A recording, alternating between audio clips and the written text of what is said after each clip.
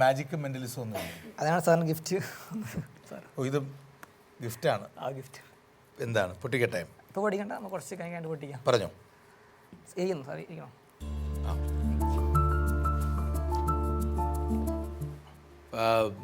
എത്ര വയസ്സ് മുതൽ മെന്റലിസം അഭ്യസിച്ചു തുടങ്ങി?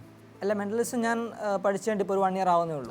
ഞാൻ പെട്ടെന്ന് മെന്റലിസത്തിന്റെ ക്രക്സ് ഒക്കെ പഠിച്ചു കഴിഞ്ഞു, പെർഫോം ചെയ്ത് തുടങ്ങി. അത്യാവശ്യം കുറച്ച് ചെയ്തൊക്കെ കഴിഞ്ഞിട്ടുണ്ട്. അപ്പോൾ താങ്കളാണ് ഇതിന് ഏറ്റവും മികച്ച ആൾ. ഒരു കാര്യം പ്രേക്ഷകരോട് പറയാം, മെന്റലിസം, മാജിക് ഇതൊക്കെ ഒരു ആർട്ടാണ്, മികച്ച കൈയടക്കമുള്ള ഒരു കലയാണ്. പക്ഷെ അശ്വമേധത്തിൽ മെന്റലിസം ഉണ്ടോ? ഇല്ല, ഒരിക്കലും ഇല്ല.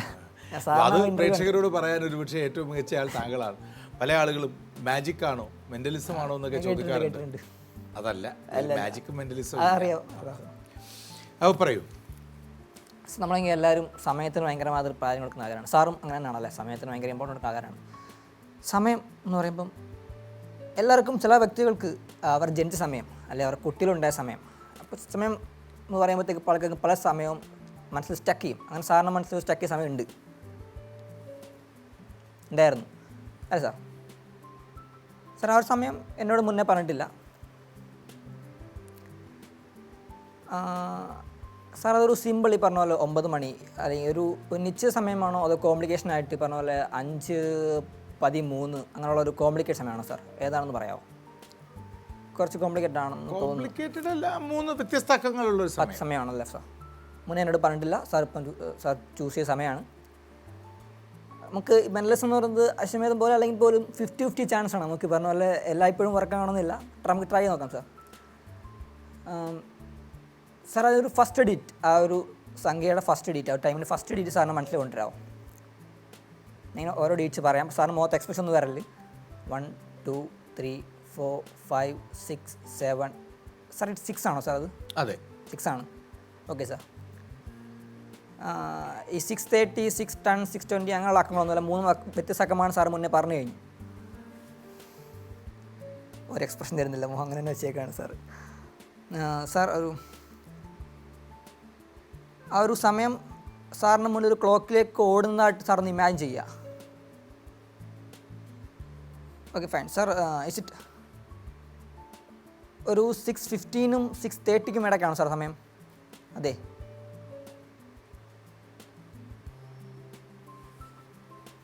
സാർ എന്തായിരുന്നു സമയം ഒന്ന് തുറക്കെ പറയാമോ? 6:23. സാറിന് മനസ്സിലെപ്പോഴും സ്റ്റക്ക് ചെയ്ത സമയമാണ് 6:23. എനിക്കറിയൊരു വഴിയില്ല. അല്ല, എപ്പോഴും സ്റ്റക്ക് ചെയ്തതല്ല. ഒരു സമയം പറയാൻ പറഞ്ഞപ്പോൾ ഈ ഷൂട്ടിംഗ് നടക്കുന്ന അല്ലെങ്കിൽ ആ ചോദ്യം ചോദിച്ച സമയം 6:23 ആയിരുന്നു താങ്കൾ ചോദിച്ചപ്പോൾ. അപ്പോൾ എന്നെ സംബന്ധിച്ചിടത്തോളം ജീവിതത്തിൽ, ഒരു മനുഷ്യൻ്റെ ജീവിതത്തിലെ ഏറ്റവും പ്രധാനപ്പെട്ട സമയം ആ സമയമാണ്. അതിന് മുൻപിലുള്ളതെല്ലാം കഴിഞ്ഞുപോയതാണ്. വരാനിരിക്കുന്നതെല്ലാം പ്രോമിസ്ഡ് മാത്രമാണ്, റിയൽ അല്ല. ജീവിതത്തിൽ ഏത് മനുഷ്യൻ്റെയും മുന്നിലെ ഏറ്റവും പ്രധാനപ്പെട്ട നിമിഷം ഏത് എന്ന് ചോദിച്ചാൽ അത് ബർത്ത്ഡേയോ വെഡിങ് ഡേയോ ഒന്നുമല്ല, ആ സമയം. ബിക്കോസ് ലീവ് ദ മൊമെൻ്റ് എന്നാണ്.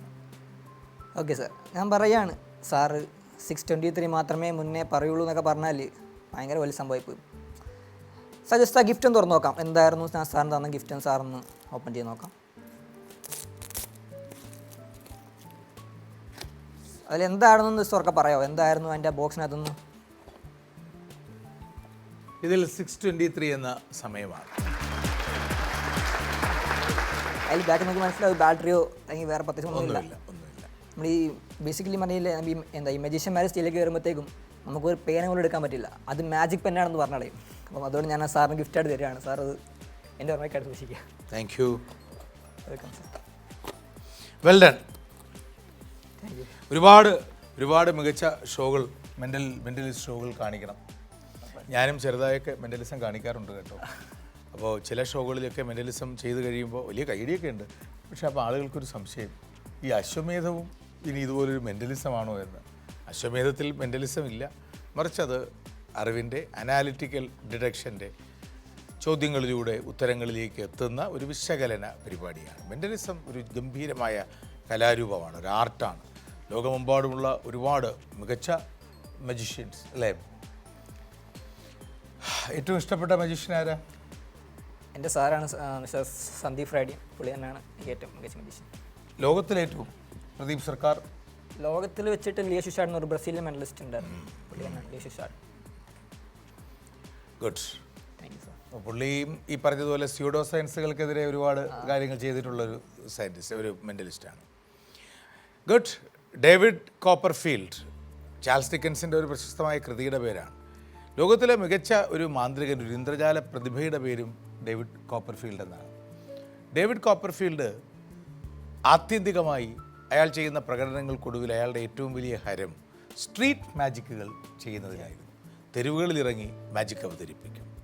നോക്കൂ, വല്ലാത്തൊരു ആശങ്കയോടുകൂടി അല്ലെങ്കിൽ അടുത്ത വൈകുന്നേരത്തെക്കുറിച്ച് ചിന്തിച്ച് ആ ദിവസം വ്യർത്ഥമായി പോയി എന്നൊക്കെ ആലോചിച്ച് തെരുവിൽ നടക്കുന്ന മനുഷ്യർ ഒരുപാട് പേരുണ്ട്. അവർ ചിലപ്പോൾ പ്രണയനൈരാശ്യത്തിലായിരിക്കും, ചിലപ്പോൾ വീട്ടിലെ കലഹത്തിലായിരിക്കും, ചിലപ്പോൾ സാമ്പത്തിക പ്രയാസത്തിലായിരിക്കും. ആകസ്മികമായി അവരുടെ മുന്നിലേക്ക് പൊടുന്നനെ പ്രത്യക്ഷപ്പെട്ട് അവരുടെ മുഖത്ത് അത്ഭുതം വിരിയിക്കുന്ന ഒരു ഇന്ദ്രജാലക്കാരന് വിരൽ തൊട്ട വിധിയുടെ, ആഹ്ലാദത്തിൻ്റെ, ഈശ്വരൻ്റെ ഒക്കെ ഒരു സ്പർശമുണ്ട്. കയ്യൊതുക്കത്തിൻ്റെ കലയാണ് എന്നൊക്കെ വിശേഷിപ്പിച്ചാലും അതിനപ്പുറം ഇന്ദ്രജാലത്തിനോടുള്ള നമ്മുടെ പ്രിയം അതുകൊണ്ടാണ്. ഇന്ദ്രജാലം നമ്മെ സ്പെൽ ബൗണ്ട് ചെയ്യിപ്പിക്കും. അനീഷ, പ്ലീസ്, ഒരു നിമിഷത്തേക്കെങ്കിലും നമ്മുടെ മനസ്സിൽ ഒരു വിസ്മയം, ഒരു അത്ഭുതമുണ്ടാകും.